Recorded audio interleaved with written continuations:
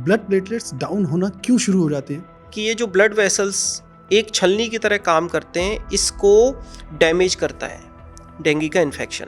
Blood platelets का normal count कितना होता है? दिस इज स्ट्रॉन्ग साइन कि पेशेंट कॉम्प्लिकेशन में जा सकता है। डेंगू जो है वो काले कपड़े पहनने वाले लोगों को सबसे ज़्यादा होता है। प्रेगनेंसी में अगर डेंगू हो रहा है तो उसको बहुत ही केयरफुली डील करना होता है, बकरी का दूध पीने से भी ब्लड प्लेटलेट्स काउंट आपका बढ़ जाता है, बिकॉज उसमें कॉम्प्लिकेशन के चांसेस हाई होते हैं। फलों में कीवी फल बहुत ज़्यादा फायदेमंद होता है डेंगू में। देखिए, there is no specific medicine for dengue. पपीते के पत्ते का जूस पीने से आपके जो ब्लड प्लेटलेट्स काउंट है वो आपका बढ़ जाता है। नहीं, ऐसा कोई साइंटिफिक एविडेंस भी नहीं है, ना हमने अपनी प्रैक्टिस में ऐसा देखा है। डेंगू एक व्यक्ति से दूसरे व्यक्ति को हो जाता है। कंटेजियस नहीं है dengue, because it's A mosquito borne disease. साथियों, मौसम में जब जब बदलाव आता है अपने साथ बीमारियां लाता है। सर्दी से गर्मी हो, गर्मी से बरसात हो। अभी कुछ दिनों पहले प्रचंड गर्मी थी, उसके अपने रोग थे, और अब गर्मी से बरसात आ गई है, इसके अपने रोग हैं। जब बरसात होती है तो कई सारी बीमारियां फैलना शुरू हो जाती हैं, जैसे वाटरबॉर्न डिजीजेज हैं, एयरबॉर्न डिजीजेज हैं, मच्छरों से काटने से कई सारी बीमारियां फैलना शुरू हो जाती हैं, वायरल इन्फेक्शन है। लेकिन इन तमाम सारी बीमारियों में एक बीमारी ऐसी है जो हर साल कई लोगों की मौत की वजह बनती है। प्रशासन उसे रोकने में हर बार नाकाम हो जाता है। इस बीमारी का नाम है डेंगू। डेंगू भी बोलते हैं लोग। आज हमारे साथ डॉक्टर संतोष अग्रवाल हैं, सीनियर कंसल्टेंट हैं, इंटरनल मेडिसिन में डील करते हैं, 15 साल से ज़्यादा इनका अनुभव है। डॉक्टर संतोष जी, आपका बहुत बहुत स्वागत है। आप हमारे साथ आए, हमारे साथ जुड़ रहे हैं। डॉक्टर साहब, सबसे पहले मैं ये जानना चाहूँगा, ये जो बरसात का मौसम आता है लेकिन अपने साथ साथ बहुत सारी बीमारियां भी लेकर के आता है, ये बीमारियां कौन कौन सी है, ज़रा समझा दीजिए। देखिए सर, सबसे ज़्यादा बीमारियां जो बरसात के मौसम में फैलती हैं वो होती हैं आपकी respiratory borne diseases. Usually viral infections होते हैं respiratory borne diseases. Second one is the diarrhoeal disease and food poisonings, and third one is the mosquito borne diseases. अब हम मॉस्किटो बॉर्न डिजीजेस की बात करें तो हम जिस सिनेरियो में है, ट्रॉपिकल कंट्रीज़ हैं, उसमें one of the dreaded infection जिसकी बात करते हैं वो होते हैं dengue and malaria. Dengue infection is बहुत ही यूनिक इन्फेक्शन है, वो इसलिए क्योंकि इसका कोई इफ़ेक्टिव एंटी वायरल ड्रग नहीं है अभी तक, न इसकी कोई इफ़ेक्टिव वैक्सीन अभी तक प्रोड्यूस हो पाई है in India. That's the reason why dengue is so fearful. इसमें मोर्टेलिटी जो होती है, मोर्टेलिटी मतलब पेशेंट की डेथ, यूजुअली माइल्ड डेंगू के अंदर डेथ नहीं होती है, because it's A self limiting disease. Self limiting infections means ये इन्फेक्शन अपने आप सिम्टोमेटिक ट्रीटमेंट से ठीक हो जाते हैं। More than 95% infections OPD basis पे ही ठीक हो जाते हैं and with the symptomatic treatment only. कुछ कॉम्प्लिकेटेड डेंगू डेवलप होते हैं कुछ लोगों के अंदर जिनकी इम्यूनिटी कम होती है, लाइक एल्डरली हो गए, बच्चे हो गए, जो लोग खुद के ऊपर ध्यान नहीं देते हैं, स्पेशली लिक्विड इनटेक और अपनी डाइट और रेस्ट में in the time of fever वो अपना काम भी स्टार्ट कर देते हैं एंड डाइट, एक्सरसाइज, इन सब पे ध्यान नहीं देते हैं, तो उनकी इम्यूनिटी कहीं ना कहीं लो होती है, जिसकी वजह से सीवियर डेंगू होने के चांसेस बहुत हाई होते हैं। डेंगू हमारा एक ऐसा इन्फेक्शन है जिसके 4 सीरोटाइप्स होते हैं उस वायरस के। मैं डॉक्टर साहब इसको समझना चाहता हूँ और बड़ी सरलता और सहजता से समझना चाहता हूँ, ताकि हर एक आम आदमी को डेंगू के बारे में A to Z सब कुछ क्लियर हो जाए। डेंगू है क्या, पहली बात। दूसरी बात, ये फैलता कैसे है, और तीसरी बात, इसके कितने प्रकार हैं, ये हमें समझा दीजिए। डेंगू एक वायरल इन्फेक्शन है। इसका जो वायरस है वो फैलता है मॉस्किटो बाइट से। मॉस्किटो का नाम होता है टाइगर मॉस्किटो, जिसको हम एडीज़ मॉस्किटो बोलते हैं। यूजुअली ये जो मॉस्किटो है ये यूजुअली आपका morning hours and let evening hours में ही बाइट करता है, बिकॉज इसकी फ्लाइट ज़्यादा हाई नहीं होती है, तो यूजुअली ये जो बाइट करता है आपके लोअर पार्ट्स पे ज़्यादा बाइट करेगा। तो इसीलिए हमेशा बोलते हैं बच्चों को बाहर बारिश के सीज़न में भेजना है तो फुल स्लीव्स के कपड़े एंड फुल ट्राउज़र्स पहना के भेजो, क्योंकि ज़्यादातर मॉस्किटोज़ लोअर पार्ट में बाइट करेंगे। इसके 4 प्रकार होते हैं डेंगू के। 1 to 4 इसके जो वायरसेस हैं that is known as serotypes. मतलब किसी भी पर्सन को इन ए लाइफ टाइम 4 बार डेंगू हो सकता है। हर बार जो डेंगू होगा वो डिफरेंट काइंड ऑफ वायरस से डेंगू होगा पेशेंट को, क्योंकि अगर जैसे किसी को टाइप 1 से हुआ है तो उसकी एंटीबॉडीज़ डेवलप हो जाएंगी उसके शरीर में, नेक्स्ट टाइम टाइप 1 से नहीं होगा तो बहुत ही माइल्ड। अगर टाइप 2 से हो रहा है तो उसको सीवियर डेंगू होने के चांसेस हाई होते हैं, because it's a different virus और उसकी एंटीबॉडीज़ उसके पास नहीं है पेशेंट के पास। सो एवरी टाइम अगर डिफरेंट वायरस से सीरो टाइप से उसको इन्फेक्शन है then severity will increase. So these are the 4 types of viruses. 4 बार लाइफ टाइम में डेंगू पेशेंट को हो सकता है। It is a mosquito borne disease and is a viral. Doctor साहब, जैसा आपने बताया कि ये सुबह और शाम के वक्त ज़्यादा एक्टिव होता है, दिन के वक्त इसे क्या हो जाता है? इसमें बेसिकली जो रोल होता है वो होता है फीमेल बाइट का। फीमेल्स को जो ह्यूमन ब्लड चाहिए वो अपनी हैचिंग एग्स के लिए चाहिए होता है। And these are the humid climates, दोनों टाइम पे थोड़ा सा एटमॉस्फेयर ह्यूमिड होता है, सनलाइट नहीं होती है। सो ह्यूमिड एटमॉस्फेयर इनके लिए जो एग जनरेशन और एग प्रोडक्शन के लिए है वो बहुत ही सूटेबल होता है, इसलिए ये टाइम पे ज़्यादा बाइट करते हैं मॉस्किटोज। जी, अब मान लीजिए कि बरसात के दिनों में फीवर होना बड़ी कॉमन सी बात है। अब किसी को बुखार हो गया, उसे ये कैसे पता लगे? क्या शरीर ऐसे संकेत देता है, इसके कुछ अलग लक्षण हैं जिससे वो ये पता कर सके कि ये नॉर्मल फीवर है या फिर ये डेंगू है? जब भी डेंगू के यूजुअली केसेस आते हैं तो वो समटाइम्स इस सीज़न के अंदर एक मास्क स्केल पे आते हैं, लाइक ए एपिडेमिक।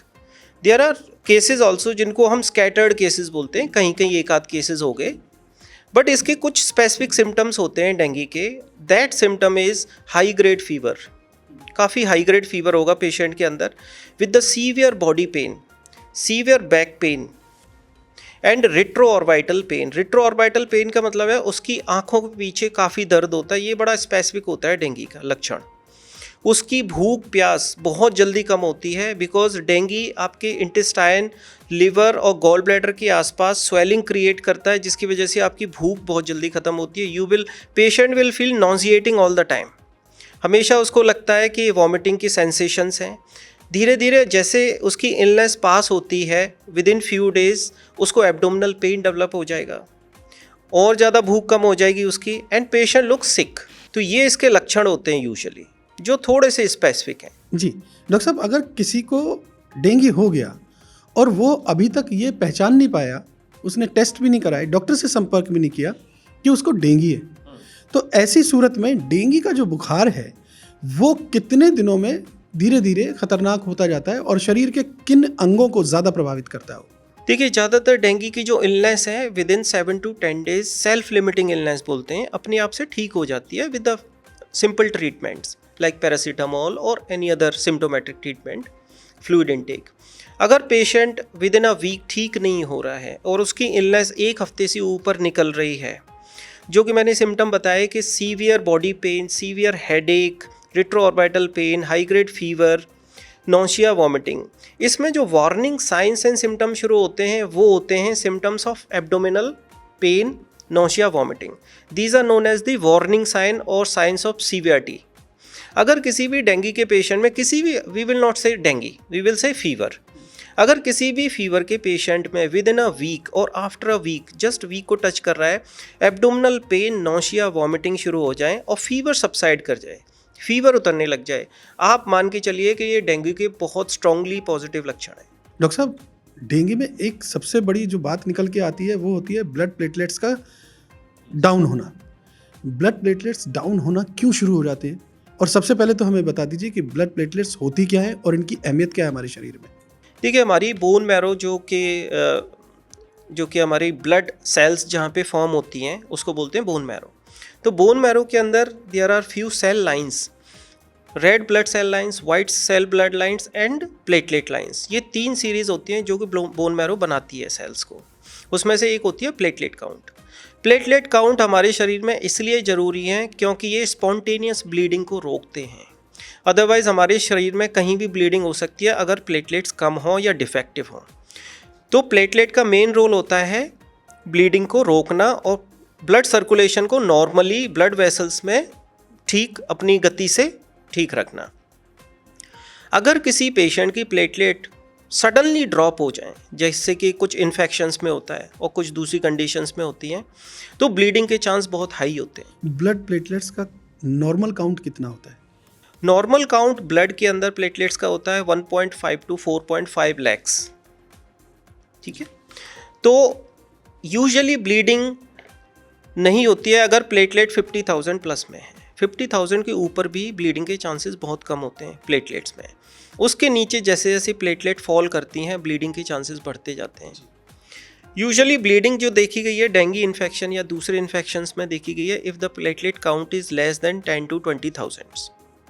तो डेंगू के अंदर भी ये थ्रेशोल्ड रखी जाती है प्लेटलेट ट्रांसफ्यूजन्स की कि अगर पेशेंट का blood count platelet count 10 to 20,000 है तो उसको प्लेटलेट ट्रांसफ्यूजन्स की ज़रूरत नहीं पड़ती है अनटिल अनलेस पेशेंट को कोई एक्टिव ब्लीड नहीं हो। तो हम लोग यूजुअली जो प्लेटलेट ट्रांसफ्यूज़ करते हैं पेशेंट को, अगर उसको एक्टिव ब्लीड नहीं है तो 10,000 के नीचे शुरू करते हैं उसको। एडीज मच्छर में ऐसा क्या होता है कि ये सीधा जा करके ब्लड प्लेटलेट्स को हिट करता है? नहीं, ऐसा नहीं है कि वो प्लेटलेट को हिट करता है, ये नहीं है। वो प्लेटलेट को हिट नहीं करता है। प्लेटलेट्स काउंट गिरता क्यों है? यस, वो हिट करता है ऐसे सिस्टम को जिसको हम इम्यूनोलॉजिकल सिस्टम बोलते हैं, साइटोकाइन। जो कुछ सिस्टम्स होते हैं बॉडी के अंदर ना, इम्यूनिटी रिलेटेड सिस्टम्स, तो उसको जब अफेक्ट करता है तो साइटोकाइन लेवल्स बढ़ने लग जाते हैं शरीर के अंदर ना। जब वो बढ़ते हैं तो हमारी जो ब्लड वेसल्स हैं वो एक्ट करती हैं कि हमारे कुछ कंपार्टमेंट्स को सेपरेट रखें हर चीज़ को। लाइक ब्लड वेसल्स ब्लड को अलग करके रखती हैं और सबक्यूटेनियस टिश्यूज़ को अलग करके रखती हैं। डेंगू के अंदर क्या होता है कि ये जो ब्लड वेसल्स एक छलनी की तरह काम करते हैं, इसको डैमेज करता है डेंगू का इन्फेक्शन। जब इसको डैमेज करता है तो हमारे ब्लड में जो प्लाज्मा है वो लीक होने लग जाता है, वो होल्ड नहीं कर पाता वेसल्स के अंदर। जैसे ही प्लाज्मा लीक शुरू होता है पेशेंट को हीमो कंसंट्रेशन, मतलब उसका खून गाढ़ा होने लग जाता है। फॉर एग्जांपल, अगर मेरा ब्लड शरीर में 13 है हीमोग्लोबिन, अगर किसी को डेंगू इन्फेक्शन शुरू हो गया और उसको प्लाज्मा लीक शुरू हो गई तो उसका पता चलेगा विद इन 2 डेज उसका हीमोग्लोबिन आपको ब्लड में रिफ्लेक्ट होगा 16। This is a very bad sign in dengue.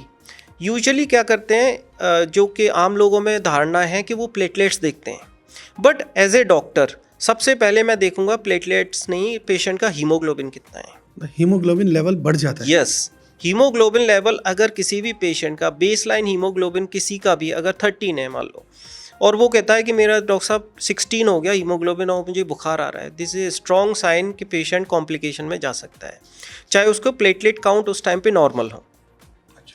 तो जब हीमो कंसंट्रेशन शुरू होती है पेशेंट की, हीमोग्लोबिन बढ़ना शुरू होता है, यहीं से उसके कॉम्प्लिकेशन शुरू हो जाते हैं, जैसे कि बार बार उल्टियों का मन करना या उल्टियाँ आना, भूख बिल्कुल ख़त्म हो जाती है पेशेंट की, पेट में दर्द शुरू हो जाता है, एब्डोमिनल पेन, और प्लेटलेट बहुत जल्दी फॉल करती हैं when there is haemo concentration. यही वाला फेज़ होता है जहाँ पे प्लेटलेट गिरना शुरू होती हैं पेशेंट की।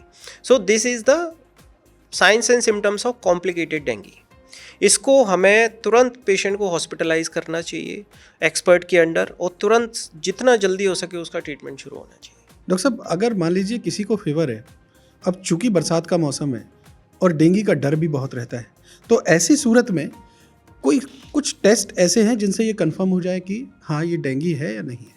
बिल्कुल है, डेंगू के कन्फर्मेटरी टेस्ट होते हैं जिसको हम NS1 एंटीजन बोलते हैं। NS1 एंटीजन जो है हमें with in 1 to 3 days result positive show कर देता है। और भी उससे ज़्यादा इफेक्टिव टेस्ट होते हैं विच आर जो यूजुअली नहीं कराए जाते हैं, that is the PCR। PCR is expensive, तो हर केस में PCR की ज़रूरत नहीं पड़ती है, बिकॉज जब भी डेंगू होता है तो there are number of cases, symptomatically patient जो जिस सिम्टम्स से आता है डॉक्टर को पता चल जाती है कि डेंगू है, एंड NS1 यूजुअली पॉजिटिव आ जाते हैं। अगर पेशेंट 1 हफ्ते के बाद और फॉर एग्जांपल आफ्टर 1 वीक और 10 डेज आ रहा है तो उस केसेस में NS1 नेगेटिव हो जाता है, फिर उसके एंटीबॉडीज़ प्रोड्यूस हो जाते हैं, तो डेंगू के जो एंटीबॉडीज़ हैं वो पॉजिटिव आने लग जाते हैं। तो there are antigens and antibody tests which can detect dengue at an early stage. Okay doctor साहब, पेशेंट आपके पास आते हैं और ये भी पता लग गया कि इनको डेंगू है, तो उस सूरत में डेंगू का सबसे मजबूत और मुकम्मल इलाज क्या है? देखिए, सबसे पहले तो पेशेंट को हमें ये असेस करना है कि पेशेंट को कोई कॉम्प्लिकेशन का सिम्टम तो नहीं है। फॉर एग्ज़ाम्पल, जैसे कि मैंने बताया, अगर पेशेंट का ओरल इनटेक ठीक है, अगर उसको कोई नौशिया वॉमिटिंग नहीं है, अगर उसको एब्डोमिनल पेन नहीं है, तो that patient can be managed on OPD basis. उसमें सबसे इम्पॉर्टेंट स्टेप होता है कि पेशेंट को आपको एनकरेज करना है, फैमिली को एनकरेज करना है कि उसको ज़्यादा से ज़्यादा लिक्विड इनटेक दें। उसका खाना चाहे कम ले पेशेंट, बट उसका फ्लूइड इनटेक ज़्यादा होना चाहिए, स्पेशली प्लेन वाटर। तो plain water has a very good role in mild cases, जिसको हम ओपीडी बेसिस पे इजीली मैनेज कर लेते हैं with the symptomatic medications also. दवाइयाँ कौन कौन सी इसमें कारगर होती हैं? यूजुअली देखिए, इसमें कोई स्पेसिफिक मेडिसिन नहीं होती है। There is only symptomatic medications, like अगर पेशेंट को फीवर है तो वी कैन यूज़ पैरासीटामोल। अगर पेशेंट को नौशिया वॉमिटिंग की फीलिंग है, वी कैन यूज़ टैबलेट्स, उसके लिए आते हैं। बॉडी पेन हो रहा है, सेफर इज़ द पैरासीटामोल। बाकी मेडिकेशंस जो पेन किलर होते हैं वो डेंगू में या किसी भी वायरल बुखार में अवॉइड करने चाहिए, क्योंकि उसका रिस्क रहता है प्लेटलेट काउंट को अटैक करने का। इसलिए हमेशा एडवाइजेबल होता है कि जब भी आपको इस सीज़न में बुखार हो तो मान के चलो डेंगू हो सकता है, तो सिर्फ पैरासीटामोल इज सेफर ऑप्शन। जिन लोगों को डेंगू है, उन लोगों को किन चीज़ों से परहेज रखना चाहिए? देखिए, मोस्ट इम्पॉर्टेंट ये है कि जिनको फीवर आया है, डेंगू है, प्रूवन है, उनको सबसे पहले तो रेस्ट करना है, उनको हेल्दी डाइट लेनी है, एंड लिक्विड, जिसमें प्रेफरेबली लिक्विड्स ज़्यादा होने चाहिए। कोई अभी इस टाइम पे जब भी फीवर हो और डेंगू पॉजिटिव हो, पेशेंट को कोई ऐसी स्ट्रेनस एक्टिविटी नहीं करनी है, लाइक जिम और एक्सरसाइज और अपना फील्ड का काम, वो नहीं करना है। Just take a rest for few days. जैसे जैसे सिम्टम इसके सबसाइड करने लग जाते हैं, पेशेंट विल फील बेटर। उसको अपने आप शरीर में पता लग जाता है कि now I am fine, I can go, तो वो काम पे जा सकते हैं, वो अपना नॉर्मली जो काम है वो कर सकते हैं। डॉक्टर साहब, ऐसे महिलाएं जो प्रेग्नेंट होती हैं, उनकी कोख में बच्चा होता है और उनको अगर डेंगू हो जाता है तो ये उनके लिए कितना ख़तरनाक है? ये एक्चुअली ना दोनों के लिए अच्छा नहीं होता है अगर प्रेगनेंसी में डेंगू हो रहा है। एक तो प्रेग्नेंट लेडी को बहुत ज़्यादा ओरल इनटेक नहीं कर पाती हैं because of pregnancy, multiple nausea, vomiting issues, abdominal bloating होती है, डिस्टेंशन होता है, बहुत ज़्यादा फ्लूइड नहीं दे सकते। अगर पेशेंट को हॉस्पिटलाइज करते हैं, बहुत ज़्यादा आईवी फ्लूइड नहीं दे सकते पेशेंट को, बड़ा ही लिमिटेड एंड बहुत ही कैलकुलेटिव फ्लूइड दिया जाता है। उसके सिम्टम्स पे बहुत ही क्लोज वॉच रखी जाती है, और उसमें एक गायनेकोलॉजिस्ट का भी रोल होता है कि रेगुलरली बेबी का हार्ट बीट मॉनिटर करते रहें। तो प्रेगनेंसी में अगर डेंगू हो रहा है तो उसको बहुत ही केयरफुली डील करना होता है, बिकॉज उसमें कॉम्प्लिकेशन के चांसेस हाई होते हैं। संतोष जी, एक चीज़ और देखी गई है, डेंगू में चूंकि ब्लड प्लेटलेट्स गिरना शुरू हो जाते हैं, तो ऐसे में ज़्यादातर लोग कुछ देसी उपाय करना शुरू कर देते हैं। इसमें कहते हैं सबसे पहला कि पपीते के पत्ते का रस लीजिए और इससे ब्लड प्लेटलेट्स बढ़ते हैं। आप क्या कहेंगे? देखिए, मेरे पास भी पेशेंट ऐसे आते हैं, बट यूजुअली उनको ना उस चीज़ से कॉम्प्लिकेशन ही होते हैं कुछ ना कुछ, बिकॉज किसी भी ट्री के या किसी भी कोई भी लीव्स होती है वो इरिटेंट होते हैं, दिस आर नॉट पैलेटेबल। तो जब भी पपीते के पत्ते का जो जूस पीते हैं, उनके यूजुअली गैस्ट्राइटिस डेवलप हो जाती है। उनके अगर थोड़े बहुत सिम्टम होते हैं वो और ज़्यादा एग्रीवेट हो जाते हैं। तो साइंटिफिकली कहीं भी प्रूवन नहीं है, कोई भी ऐसी रिसर्च नहीं हुई है कि पपाया लीव्स या गोट मिल्क या कुछ और फ्रूट या एनीथिंग फूड आइटम के प्लेटलेट बढ़ा सकता है या आपको डेंगू से प्रोटेक्ट कर सकता है। ऐसा कहीं पे भी साइंटिफिक एविडेंस नहीं है। लेकिन डेंगू के पेशेंट तो खूब बकरी का दूध जो है वो लोग बड़े महंगे दामों में खरीदते हैं। इस मौसम में बकरी का दूध जो है वो डबल और ट्रिपल रेट पे चला देखिए, जाता है। अगर फेथ किसी को ठीक कर रहा है ना तो अच्छी बात है, ये this is a faith. But science क्या कह रहा है? साइंस में ऐसा कहीं भी नहीं है मेंशन्ड। साइंस में नहीं है कि आपको कि किसी का मिल्क, गोट मिल्क या पपाया लीव्स या किसी से भी प्लेटलेट काउंट बढ़ जाता है। डॉक्टर साहब, क्या डेंगू को लेकर के कोई वैक्सीन या कुछ स्पेसिफिक दवाइयाँ क्या हैं हमारे पास? देखिए, there is no specific medicine for dengue अभी तक। वैक्सीन भी अंडर ट्रायल है, उसकी वजह है because of these 4 strains. Dengue के 4 वायरसेस जो मैंने शुरू में बताए थे वो उसके सामने आती हैं चीज़ें, इसीलिए इसकी वैक्सीन इतनी डिले है, वरना इसकी वैक्सीन बहुत पहले आ जाती है अगर सिंगल वायरस होता है। ICMR की एक रिपोर्ट है और उस रिपोर्ट के मुताबिक इस पर काम जारी है और इसके फर्स्ट एंड सेकंड फेज़ इसका क्लियर हो चुका है, थर्ड फेज़ अभी बाकी है, उसका ट्रायल जारी है। आपको क्या लगता है, अगर हमने कोरोना की वैक्सीन ले ली, हमने कोरोना जैसे खतरनाक वायरस को डिफीट कर दिया, तो डेंगू का वैक्सीन कब तक आ जाना चाहिए? आप देखिए, मैं आपको एक डेटा बताता हूँ। According to WHO and CDC, जो सबसे बड़ी बॉडीज़ हैं वर्ल्ड में जो डेटा रिलीज़ करती हैं, mosquito borne disease is the number 1 killer in the world, even more than cancer and heart disease. तो अगर इसकी वैक्सीन आ जाती है तो आप खुद सोच लो कितनी लाइफ्स हम सेव कर सकते हैं। डॉक्टर साहब, डेंगू को लेकर के आपने बहुत सारे प्रश्न थे, उनके सबके जवाब जो है आपने बहुत सहजता से और बड़ी सरलता के साथ दिए। यकीनी तौर पर लोगों के लिए ये इन्फॉर्मेशन बहुत कारगर साबित होगी। डॉक्टर साहब, डेंगू को लेकर के बहुत सारे मिथ हैं, बहुत सारे फैक्ट्स हैं जो हमारे समाज में फैले हुए हैं। बतौर डॉक्टर मैं, ये हमारा एक रैपिड फायर सेशन है जिसमें हम आपसे सवाल पूछेंगे और उनका आप जवाब देंगे। क्या हम ये सेशन शुरू कर सकते हैं? क्या डेंगू सिर्फ ह्यूमंस को इफेक्ट करता है? Dengue is exclusively human infection. Dengue का मच्छर केवल दिन में ही काटता है? दिन में मैंने बताया आपको कि दिन में यूजुअली जो ह्यूमिड टाइम होता है, डॉन एंड डस्क बोलते हैं जिसको, early morning and let evening, इसी में यूजुअली एक्टिव होता है वायरस। डेंगू का सबसे ज़्यादा असर बच्चों को, बुजुर्गों को और महिलाओं को ही होता है।